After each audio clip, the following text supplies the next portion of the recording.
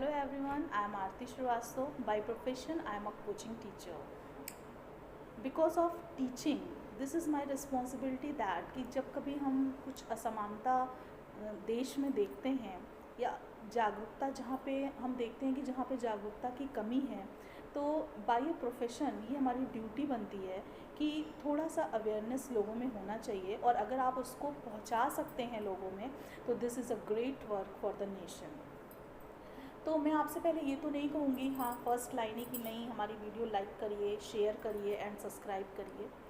अगर आप देखिए ये वीडियो, किसी भी चीज़ को आंकने के लिए उसका जांचना बहुत ज़रूरी है।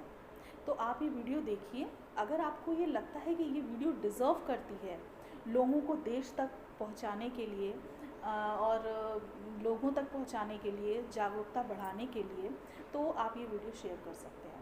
तो ये जो अवेयरनेस ऑफ लाइफ ये जो मैंने शुरू किया है जो चैनल, उसके थ्रू मैं आपसे वीक पर वीक एक टॉपिक के साथ मिलूँगी, और शायद वो टॉपिक आपसे अनभिज्ञ भी नहीं रहा होगा, या आप ये नहीं कहूँगी कि आप उसके बारे में जानते नहीं हैं, लेकिन हाँ ये ज़रूर कहूँगी कि ये जो हमारी व्यस्त हो चली ज़िंदगी है उसमें हम उसको टच नहीं कर पाते, उसमें हम उसको महसूस नहीं कर पाते।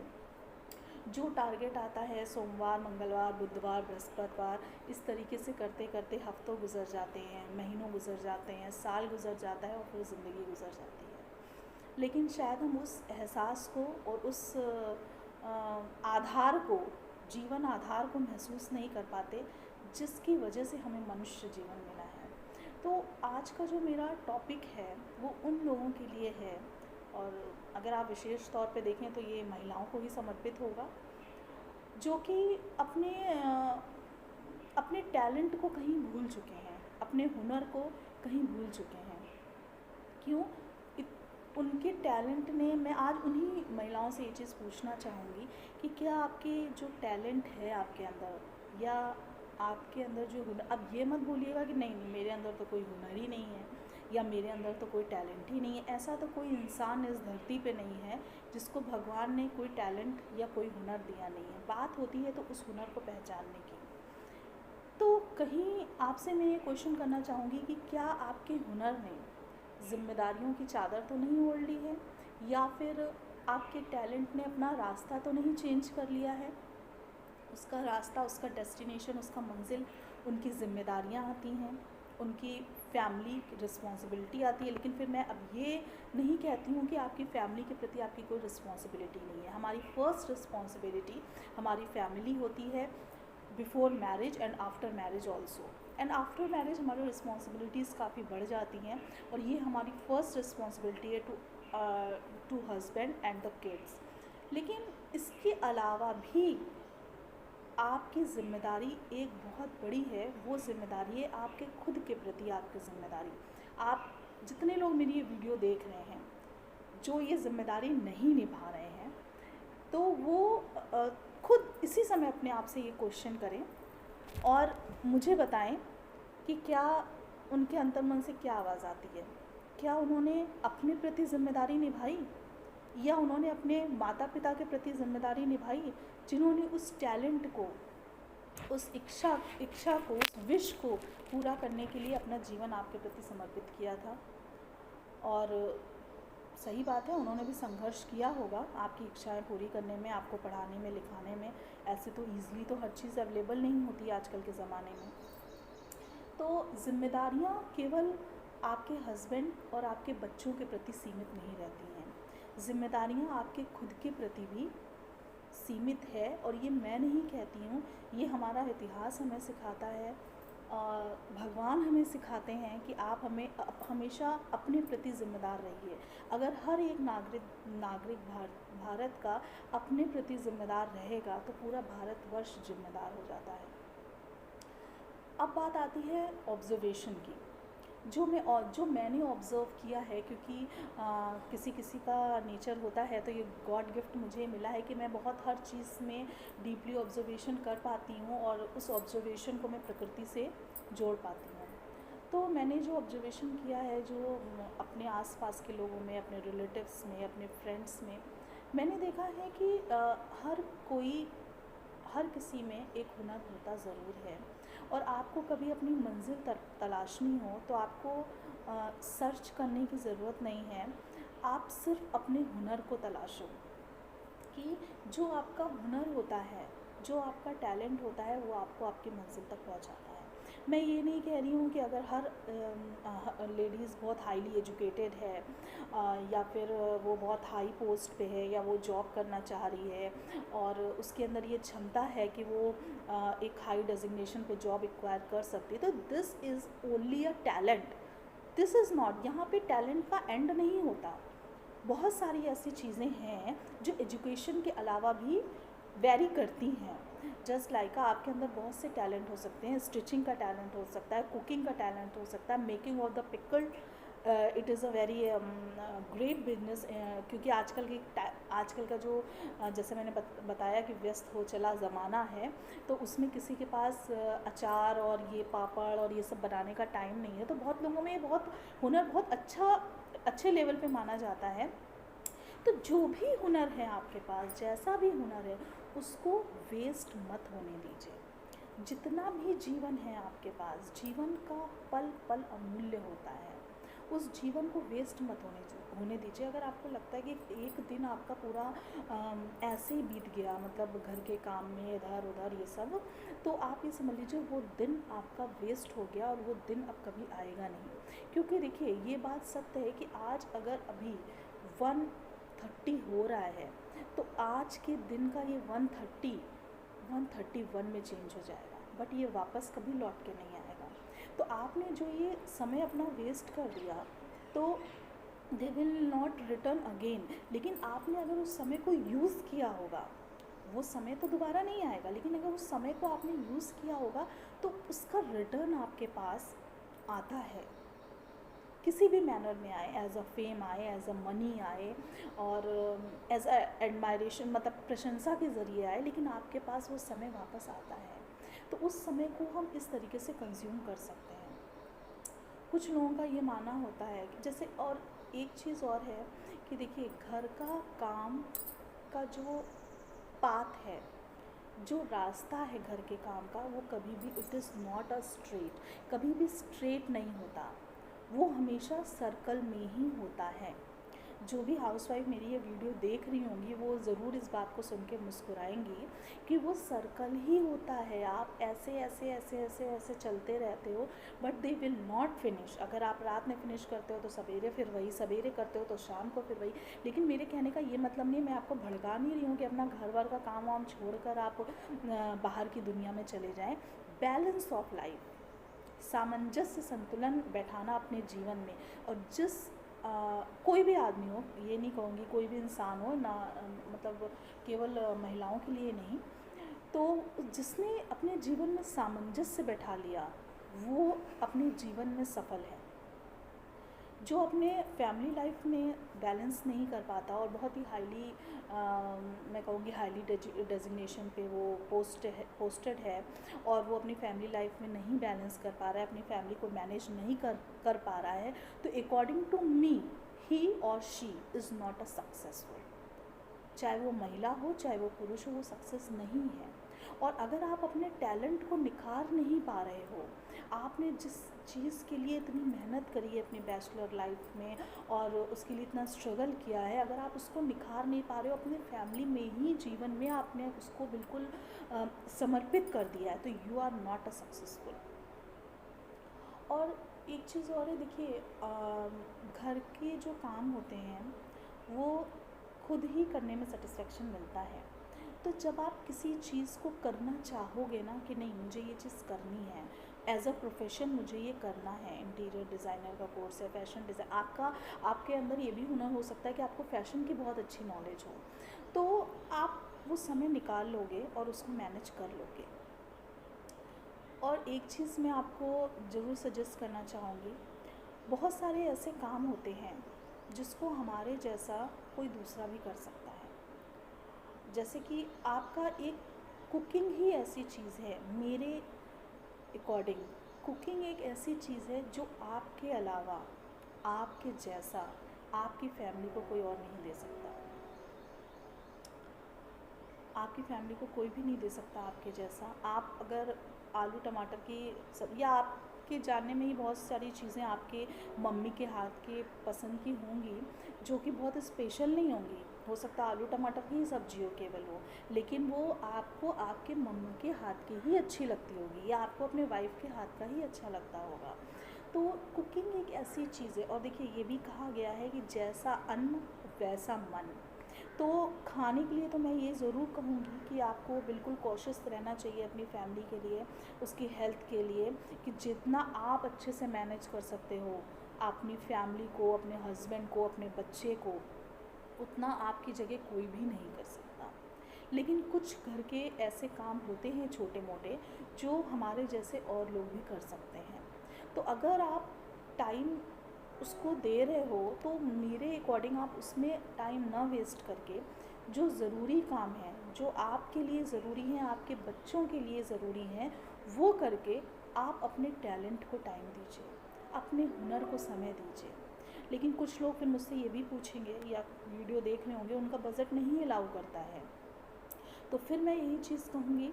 अब उनका बजट नहीं अलाउ करता मीन्स मेरा ये कहने का मतलब था कि नहीं अलाउ करता है कि हम इतना मेड हम लगवा पाएँ या इतना हम एफर्ट कर पाएँ। तो फिर आपको उन लोगों का उदाहरण लेना चाहिए जो लोग आज अपने टैलेंट को अपने घर के साथ निखार रहे हैं और उसमें सामंजस्य बैठा रहे हैं। फिर मैं वही कहूँगी यहाँ पे कि संतुलित जीवन ही सफल जीवन है। इसीलिए आप अगर सो रहे हैं तो जाग जाइए। अगर आपके अवचेतन मन में जो चेतना है कहीं सोई हुई है या कहीं वो दब गई है आपकी जिम्मेदारियों के प्रति। अच्छा, कई बार ये भी हो जाता है कि मैंने देखा है कई गर्ल्स को देखा है कि जो बहुत हाईली एजुकेटेड हैं और प्रोफेशनल कोर्स उन्होंने कर रखा है, but according to the timing problem, जैसे कि वो जॉब नहीं कर सकती, वो न्यूक्लियर फैमिली में रह रहे हैं, वो जॉब नहीं कर सकते या कुछ भी उनको प्रॉब्लम होती है, तो वो अपनी फैमिली को प्रायोरिटी देते हैं, जो कि बहुत अच्छी बात है क्योंकि हम अपने बच्चों को कहीं पे भी अकेला ऐसे छोड़ के किसी के भरोसे नहीं जा सकते।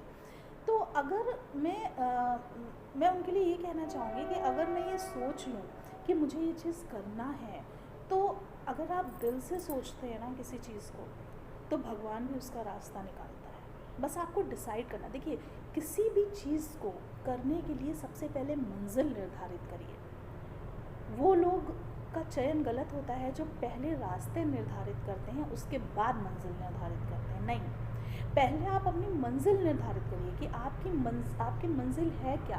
आफ्टर दैट आपको रास्ते उसके लिए निकालने हैं, और सच मायनों में अगर आपकी इच्छा शक्ति प्रबल है, अगर आपकी प्रार्थनाओं में दम है, तो वो रास्ते अपने आप निकलेंगे और भगवान भी आपका सपोर्ट करेगा।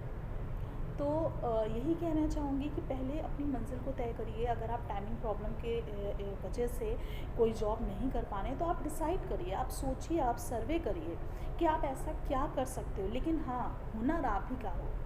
कभी कभार ये भी होता है कि हमें असफलताएं मिल जाती हैं, हम कोई चीज़ शुरू करते हैं, हमें असफलताएं मिल जाती हैं। बहुत सारे लोग होते हैं जो मुझसे कहते हैं, अरे नहीं मैं तो बहुत शुरू किया था लेकिन अब मेरी हिम्मत जवाब दे गई है, मैं नहीं कर पाऊँगी इतना, फिर मेरे फैमिली में डिस्टर्बेंस हो गया।